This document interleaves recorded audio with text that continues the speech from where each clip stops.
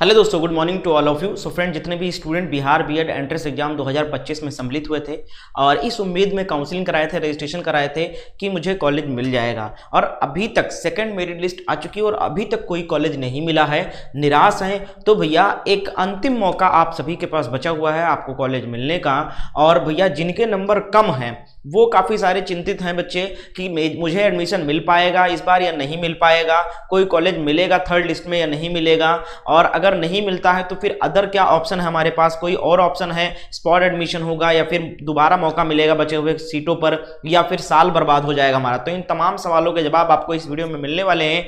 Video को like कर दें, शेयर कर दें, चैनल पर अगर आप नए हो तो चैनल को जरूर सब्सक्राइब करके बेल आइकन को ऑन कर लो। पूरी जानकारी देने वाला हूं, उससे पहले आपको बता दूं कि अगर अभी तक आपको सेकंड लिस्ट में भी कोई कॉलेज नहीं मिला है और आपके नंबर कम है, थर्ड लिस्ट में क्या चांस है मिलने का, नहीं समझ पा रहे हैं कि अगर मेरा सीएमएल रैंक कितना है सर, या फिर मेरा मार्क्स 55 नंबर है सर, 60 नंबर है सर, 70 नंबर तक है, मुझे नहीं मिला है सर, 75 नंबर है, कॉलेज नहीं मिला है, क्या थर्ड लिस्ट में कॉलेज मिल सकता है या नहीं मिल सकता है, और क्या उम्मीद है अगर थर्ड लिस्ट में भी नहीं मिलता है तो आगे क्या चांसेस है मुझे कॉलेज में एडमिशन मिलने के।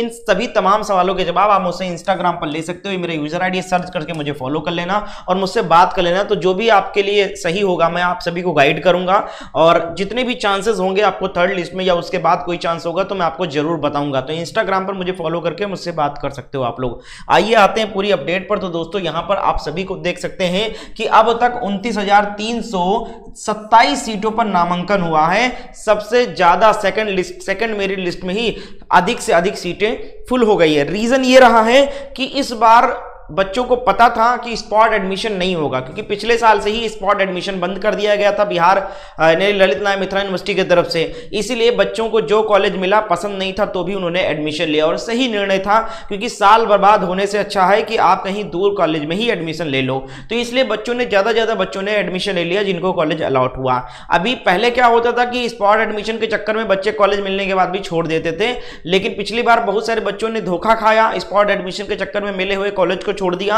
और उसके बाद स्पॉट एडमिशन हुआ नहीं तो साल बर्बाद हो गया। तो इसलिए इस बार बच्चों ने जो कॉलेज मिला उसको अलॉट कर लिया, ले लिया एडमिशन। इसलिए भैया 29,327 सीटों पर नामांकन हो चुका सेकंड मेरिट लिस्ट में। अब भैया बचे हुए सीटों पर थर्ड मेरिट लिस्ट आने वाली है। आप लोग देख सकते हो सीईटी बीएड के तहत 37,150 सीट हैं टोटल, जिसमें से 29,327 सीटें फुल हो चुकी है, सीटों पर नामांकन हो चुका है। बचा हुआ कितना सीट है? 7,823 सीटें कुल बची हुई है भैया। ठीक है, कितनी सीटें बची हुई हैं? 7,823 सीट केवल बची हुई है, और इन 7,823 सीटों पर भैया थर्ड राउंड यानी थर्ड मेरिट लिस्ट जो है वो 7 अगस्त को जारी कर दिया जाएगा। कितने तारीख को? 7 अगस्त से नोडल ललित नारायण मिथिला यूनिवर्सिटी विश्वविद्यालय शुरू करेगी। 7 अगस्त को ही थर्ड लिस्ट जारी की जाएगी, और वही अगस्त से सीट कंफर्मेशन और पेपर वेरिफिकेशन के साथ नामांकन लिया जाएगा। तो भैया जिनको अभी तक कोई कॉलेज नहीं मिला, अब एक लिस्ट और बची है, थर्ड मेरिट लिस्ट, और सीटों की संख्या भी बहुत कम है। तो मुझे लगता है कि थर्ड मेरिट लिस्ट के बाद में लगभग ये 7,823 सीटें अलॉट हो जाएंगी और लगभग सभी लोग बच्चे ले लेंगे एडमिशन। हाँ, उसके बाद क्या होगा? उसके बाद भैया बहुत सारे बच्चों को एडमिशन नहीं मिल पाएगा। हाँ, ये हो सकता है कि 7,800 कुछ सीटों में कुछ सीटें बच जाए, इक्का दुक्का हर किसी कॉलेज में, तो उस पर सेंट्रलाइज काउंसलिंग होगा।